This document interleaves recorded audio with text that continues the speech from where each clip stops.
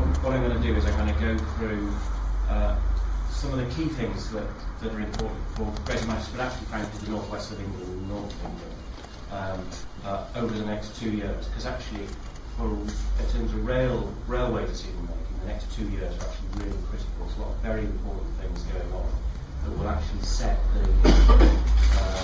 some of the major priorities for the railway, really for the next decade. Actually, the main outcome we want from the railways is that they actually help the economy of the region. I can still use that word. And what's that about? It's about getting people into work, and facilitating that. It's about connecting businesses. It's about reducing the cost of freight. It's about connecting people to the airports, encouraging people to invest in the region. That's key objective of the rail system. And all of that subject to making sure that actually at the same time we're either maintaining or improving the environmental and social outcomes that come from transport. So that's one kind of outcome. From a very Northwest perspective, another key outcome is making sure the Northwest gets a fair deal. And another key outcome, they are far too expensive to run from the taxpayer's point of view. And that you could say, well, what do we care? It's all paid for by central government, so what's it matter to people very locally in Greater Manchester and the corner in Lancashire? But it matters a huge amount, because frankly the fact that the railways cost so much means to provide more services on new routes is very expensive, and frankly the more expensive it is, the less likely it is that the rail system can actually play more of a role. So I'm not going to go for it.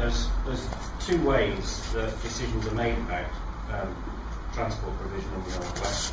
One is the things we actively control in the North West, and the other is the things we influence. Now, on rail, most of the key decisions are made either by DfT and Treasury in Westminster, by the outcomes one is controlled, but the other, quite frankly, is influencing, and that's probably more important. So what are we trying to do? Here's the timeline. Now these timelines, so it's a bit, you probably can't see it very clearly, but perhaps the most important thing to recognise is this timeline goes out for 10 years and everything's crammed in at the left-hand end. And that's because the next 2 years there's probably 2 or 3 really key events. The first is the rail industry is going to put together its plans for the years from 2014 to 2019. They're going to do that in the autumn of this year. That then starts quite a lengthy cycle of government then reviewing those plans and saying, well, we like that bit, we don't like that. And then a cycle where the rail regulator comes in and says, well, that might be a great thing for government to buy, but government, you're paying too much and the industry should do it for a bit less. So that process is quite, you probably better say it's fairly bureaucratic. It runs over about 2 years, and you might say, well, that's, I don't know if it take that long. But we are talking about very substantial amounts of public expenditure here, in the tens of billions that are being decided. So, actually, at one level, it ought to be quite an intensive process. So that's key thing to influence that process. The other thing that's happening at the same time is the franchises in this part of the world are being re-let, which I'll come to that in a minute. So all that's happening in the next 2 years, and all of those things will affect things that go on for the next 5 and 10 years. So that's why this next 2 years are critical.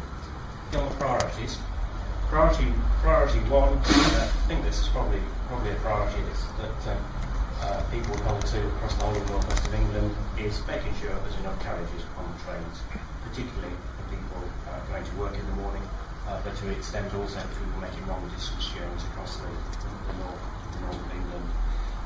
Some positive announcements from government in November, which announced additional carriages. It's linked to substantial investment in electrifying the railway lines between Manchester, Bolton, Preston, Wigan, Blackpool and Liverpool. £300 million worth of investment, pretty significant commitment actually. Next one's franchising. You probably all know, but most of the train services into the North West of England are on franchises that are kind of contracts that are between 7 and 15 years long. The new government has created new policy for franchising, which by and large goes for longer franchises, probably typically the norm will be 15 years, whereas historically the norms are more like 7 or 8. And within those franchises, they want to encourage more long-term private sector investment in making sure that there are greater passenger benefits coming out of the franchise, and people have got more certainty if they do put a lot of money into the franchise at the beginning, they're going to get some return. Where are we now in terms of the specifics? West Coast Virgin Services, that process has started. There'll be a new franchisee operating those services from March of next year. There's currently public consultation going on, which closes on the 21st of April, about what the public wants from those services. And certainly the ITA, and I'm sure the same is true in Merseyside and Lancashire, will be putting together their views and influencing what's in that consultation. After that, we've got Transpennine and Northern. Northern, it seems like a long way off. Northern ends in September 2013. Transpennine franchise, government's not quite been 100% clear. It looks like they're aiming at trying to re-let Transpennine at exactly the same time as Northern, which gives them quite a few options around whether they keep what you might call the franchise map, who runs which services.